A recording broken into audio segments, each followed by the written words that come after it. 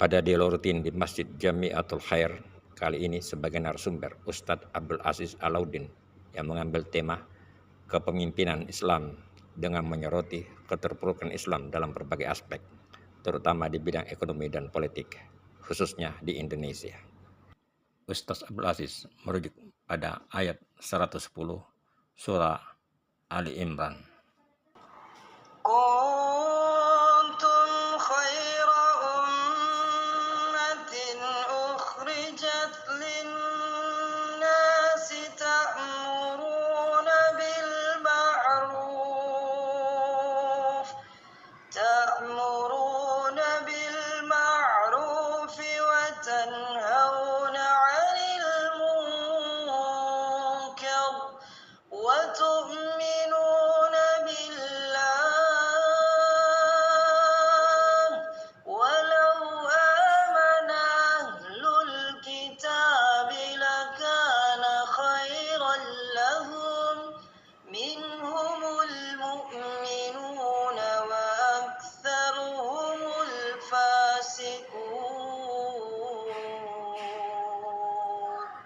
Seharusnya umat Islam menjadi umat terbaik, namun kenyataannya tidak demikian, khususnya dalam bidang ekonomi dan politik.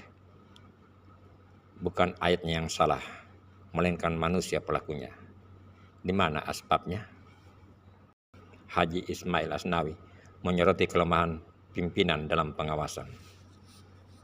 Sumber daya alam berlimpah yang demikian banyak di Indonesia tidak terkelola dengan baik, terutama pada pertambangan. Keuntungan dari tambang hanya dinikmati oleh segelintir orang pengusaha yang juga penguasa. Muhammad Iqbal Isnaini mengkritisi perilaku pimpinan yang tidak amanah, perilaku sebagian pimpinan agama atau para ulama yang saling mencela dan saling menyalahkan. Ia mengambil tamsil seorang sufi yang akan memasuki suatu negeri diperhadapkan pada dua pilihan. Satu, pimpinannya tidak amanah. Yang kedua, para ulamanya saling menyalahkan dan saling mencela. Maka sang sufi akan memilih yang pertama. Zainuddin Dangimbah mengingatkan masa kejayaan Islam di masa Nabi Muhammad SAW dan pelanjutnya, kader-kadernya hingga berjaya 700 tahun sampai di benua Eropa. Kunci keberhasilan mereka adalah kemuliaan akhlak, kasih sayang di antara mereka, dan bahkan kasih sayang pada makhluknya, binatang, dan tumbuhan. Masa kejayaan Islam, The Golden Age of Islam, berakhir dengan kekalahan di Andalusia. Kepemimpinan Islam. Bapak-bapak, para jamaah maghrib yang dirahmati Allah Subhanahu wa taala, kemudian yang terakhir, adapun syariat Islam yang bisa diamalkan itu tiga dimensi. Satu, syariat Islam yang mengatur hubungan manusia dengan Allah, akidah dan ibadah. Dimensi kedua adalah syariat Islam yang mengatur hubungan manusia dengan dirinya sendiri. Ini dalam tiga bentuk, yaitu malbusat, pakaian, mathumat, makanan dan minuman, dan akhlak. Kemudian yang ketiga, ini yang paling banyak ditinggalkan. Dimensi ketiga, syariat Islam mengatur hubungan antara sesama manusia. Ini dalam bentuk muamalah dan hukubat, sanksi pidana. Muamalah ini mencakup sistem politik, ekonomi, pendidikan, pergaulan, politik luar negeri, dan lain sebagainya. Nah, inilah kesempurnaan Islam mengatur seluruh aspek kehidupan. Kalau yang diamalkan sekarang, ibadah ritual. Itu pun ibadah ritual, sholat, masih banyak yang belum mengamalkan. Survei terakhir, orang Islam yang sholat di Indonesia ini, survei terakhir saya baca, jumlahnya 38,9%. Bagaimana respon Ustadz Abdul Aziz atas pernyataan para hadirin? Baik, terima kasih Pak atas pertanyaannya dan pernyataannya. Yang pertama dulu dari Bapak mengenai impor tadi atau ekonomi, seputar ekonomi. Jadi penguasa atau rezim yang berkuasa hari ini adalah sebuah rezim atau penguasa yang memang menerapkan sistem kapitalisme di dalam ekonominya, kemudian berpihak kepada para pemilik modal dan oligarki, sehingga kebijakan impor tersebut tentu tidak bisa dilepaskan dari kepentingan para kapitalis yang ingin meraup keuntungan. Karena di dalam sebuah sistem, jika sistem itu bertentangan dengan Islam, itu bisa dipastikan banyak masalah akan terjadi, Pak. Sebagai contoh, sistem kapitalisme itu asasnya sekuler. Apa itu sekuler? Memisahkan agama dari kehidupan. Tidak mau menggunakan agama untuk mengatur hidupnya. Jadi sistem sekuler itu mengakui adanya Tuhan, mengakui adanya Allah, tapi tidak mau menggunakan aturan Allah dalam mengatur kehidupan. Maunya bikin aturan sendiri. Jadi tidak sesuai dengan fitrah manusia dan tidak sesuai dengan akal. Yang benar bagaimana?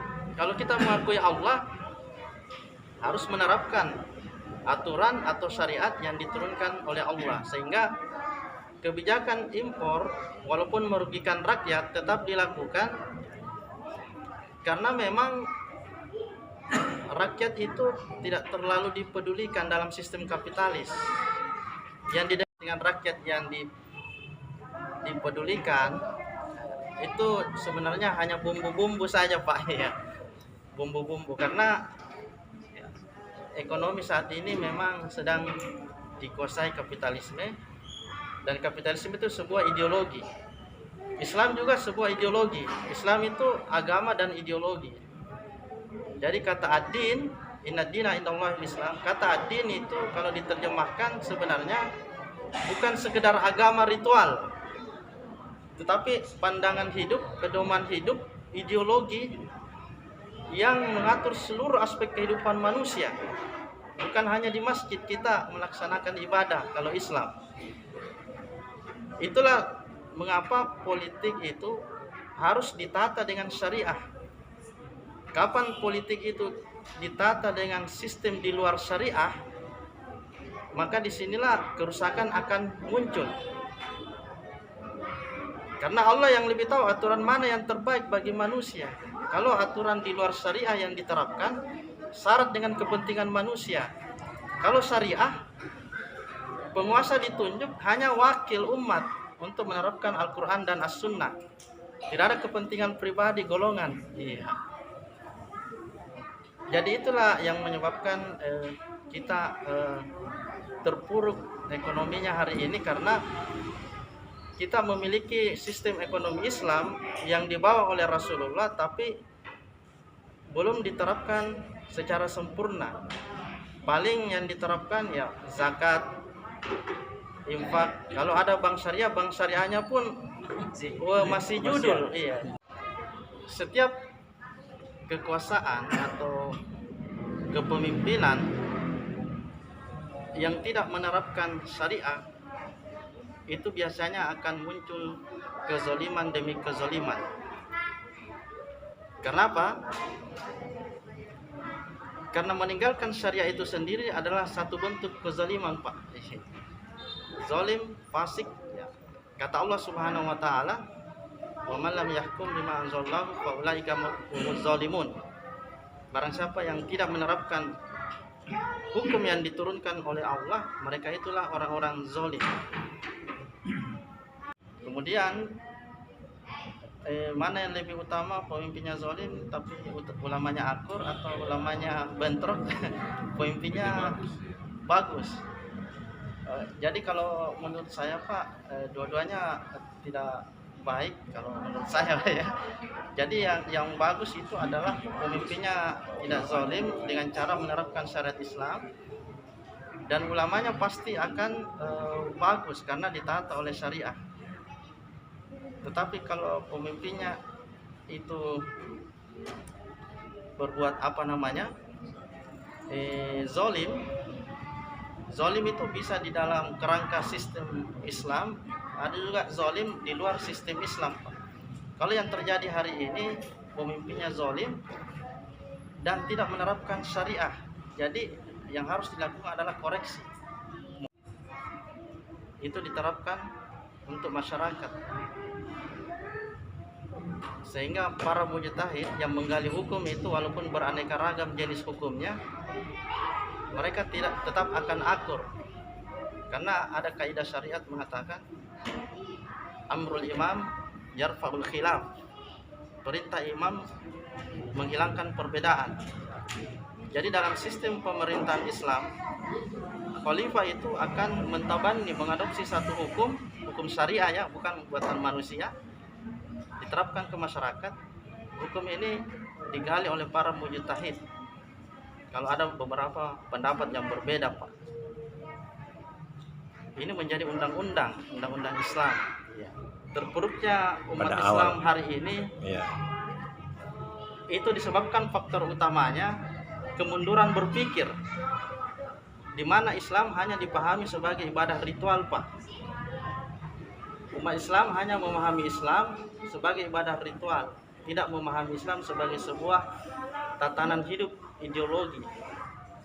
Sehingga yang menguasai aspek kehidupan kita saat ini adalah orang-orang kafir, para kapitalis. Untuk bangkit, caranya adalah dengan mulai bangkit secara berpikir. Dari mana manusia berasal, untuk apa manusia hidup, dan akan kemana. Kalau 3 pertanyaan ini terjawab, umat Islam akan bangkit. Masalahnya umat Islam hari ini banyak yang terjangkiti sekularisme, di mana mereka meyakini adanya Allah, tetapi tidak mau diatur oleh Allah dalam seluruh aspek kehidupan. Jadi keruntuhan khilafah di Turki terakhir itu bermula dari ada hukum barat yang diterapkan dalam negara, padahal itu terlarang dalam Islam. Harusnya Al-Quran dan As-Sunnah yang diterapkan. Tidak boleh ada sedikit pun yang melanggar syariat. Ini penjelasannya masih panjang, Pak, cuma waktu, mohon maaf ini, Pak. Waktu yang sangat terbatas, sehingga ini pertanyaannya semua bagus semua, Pak, cuma saya terbatas waktu, sehingga saya ringkas-ringkas saja, Pak. Untuk bangkit dimulai dari kebangkitan berpikir, terapkan syariah secara kafah. Kalau belum, kita masih akan terpuruk. Namun bukan berarti kita berdiam diri, Pak. Ini bagian dari perjuangan kajian Islam. Barangkali begini dulu jawaban saya, Pak. Ya, mohon maaf kalau terlalu ringkas, Pak, ya. Karena waktu, ya. Sekian dari kami. Wabillahi taufiq wal hidayah. Wassalamualaikum warahmatullahi wabarakatuh.